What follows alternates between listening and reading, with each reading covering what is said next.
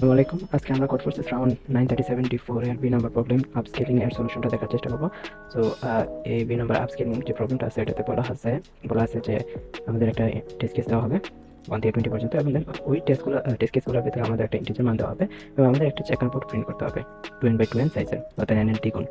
অর্থাৎ এখানে যদি সিম্পলি ভাষায় এখানে দ্বারা চিত্র দিয়ে দিছে, n এর মান যদি 1 হয় তাহলে আমাদের চেকার বোর্ডটার সাইজ 1 এর দ্বিগুণ 2, অর্থাৎ সারি এবং কলাম বরাবর দুইটা দুইটা করে ঘর থাকবে।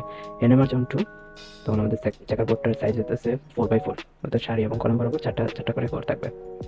যখন n এর মান 3, তখন আহ, দিনের দ্বিগুণ 6, তো সারি এবং কলাম বরাবর ছয়টা ছয়টা করে, 3 6, ছয়টা ছয়টা করে আমার ঘর থাকবে। এবং তা এখানে বলে দিচ্ছে এই যে চেকার বোর্ডটা আছে, এই চেকার বোর্ডের ভিতরে আবার 2/2 একটা স্কোয়ার আছে, অর্থাৎ 4 বর্গ বিশিষ্ট একটা ছোট বর্গ আছে। এই বর্গগুলোতে আইদার আমাদের হ্যাশ থাকবে, না হয় ডট থাকবে। অর্থাৎ এই যেখানে তারা চিত্র যেভাবে দেখা দিয়েছে যে এই চারটা বর্গ বিশিষ্ট যে ছোট বর্গটা আছে এটাতে প্রথমটাতে হ্যাশ আছে, এরপরটাতে চারটা বর্গ বিশিষ্ট যে বর্গটা আছে এটাতে আবার ডট আছে, এরপর চারটা বর্গ বিশিষ্ট যে ছোট বর্গটা আছে এটাতে আবার হ্যাশ আছে। আর এখানে বলে দিচ্ছে তারা যে with the top left cell being hash. So শুরুটা সবসময় আমাদের চারটা হ্যাশ বিশিষ্ট একটা বর্গ দিয়ে শুরু হবে। দেখেন এখানে যদি সবগুলোতে দেখেন, শুরুটা সবসময় হ্যাশ দিয়ে হয়েছে, চারটা হ্যাশ দিয়ে শুরু হয়েছে। প্রথমে চারটা হ্যাশ, তারপরে চারটা ডট, তারপরে আবার চারটা হ্যাশ, এভাবে তারা প্রিন্ট করছে। এখানে এই জিনিসটি তারা প্রিন্ট করছে। এখন এই জিনিসটা আমরা কিভাবে ইমপ্লিমেন্ট করবো এটা দেখি। তো আমরা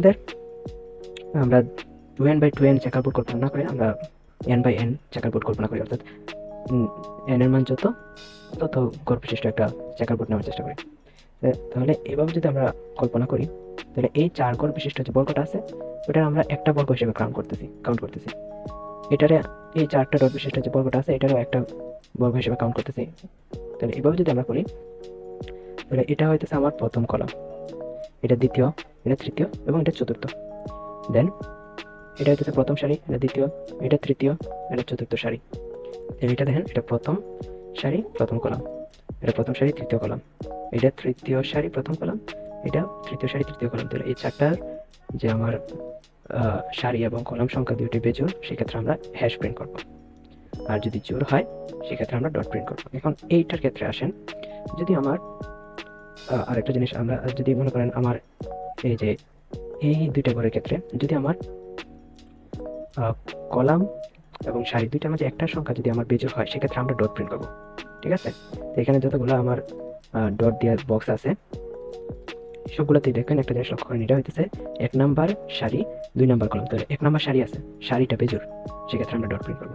আপনি যদি এটা নিয়ে কল্পনা করেন, এটা হইতেছে আপনার 3 নাম্বার কলাম 2 নাম্বার সারি, কলাম 3 নাম্বার, 3 বেজোড়, সেক্ষেত্রে আমরা ডট প্রিন্ট করতেছি।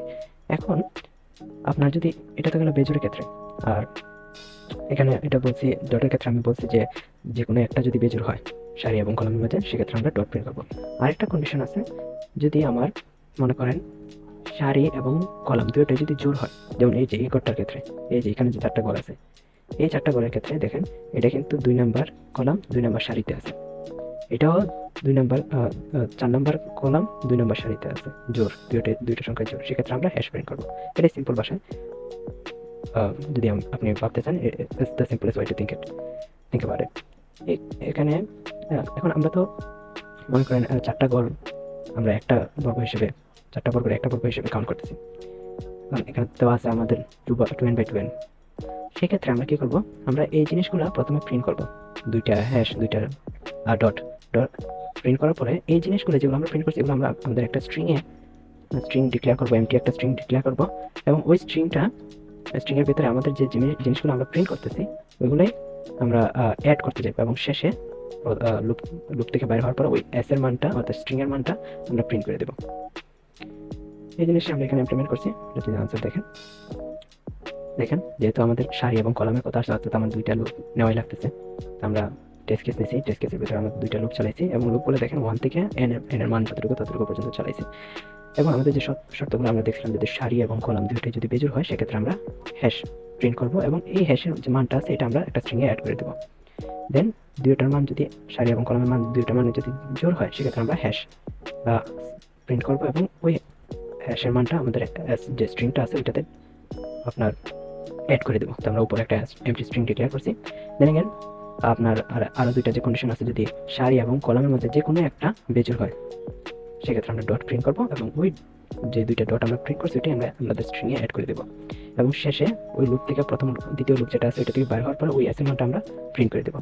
এবং প্রিন্ট করার পরপরই আমাদের এসের যে মানটা আছে এটা এমটি করে দিতে হবে। এমটি যদি আমরা না করি সেক্ষেত্রে এই যে এসের মানটা আমরা এতক্ষণ অ্যাড করছি এটার সাথে পরবর্তী আবার এসের মান অ্যাড হয়ে যাবে, তাহলে এটা আরও বড় একটা স্ট্রিং হয়ে যাবে। সাপোজ এটা হলে আমার স্ট্রিং, এটার সাথে এটা যদি আমি এমটি না করি তাহলে এর পরবর্তী যে আমার যে স্ট্রিংয়ের যে ক্যারেক্টারগুলো অ্যাড হইতেছে ওইটা এটার সাথে এসে অ্যাড হয়ে যাবে।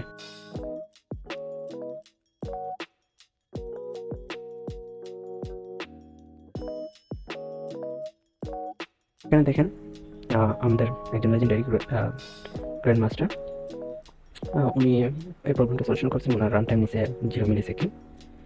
সো উনি কিন্তু একজন the most popular legendary code master out there, grand master out there. তো ওনার কোডটা দেখেন, উনি কি করছেন, টেস্ট কেস ইনপুট নিয়েছেন, এন এর মান ইনপুট নিয়েছেন এবং উনি ওনার লুপটা চালাইছেন 0 থেকে এন এর আগ পর্যন্ত।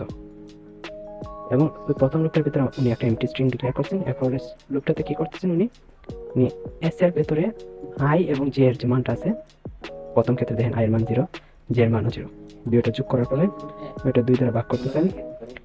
ভাগ করার পরে যদি 2 দ্বারা বিভাজ্য হয় সেক্ষেত্রে উনি স্ট্রিংয়ের সাথে হ্যাশ যুক্ত করতেছেন, আর যদি 2 দ্বারা বিভাজ্য না হয় সেক্ষেত্রে উনি ডট প্রিন্ট করতেছেন।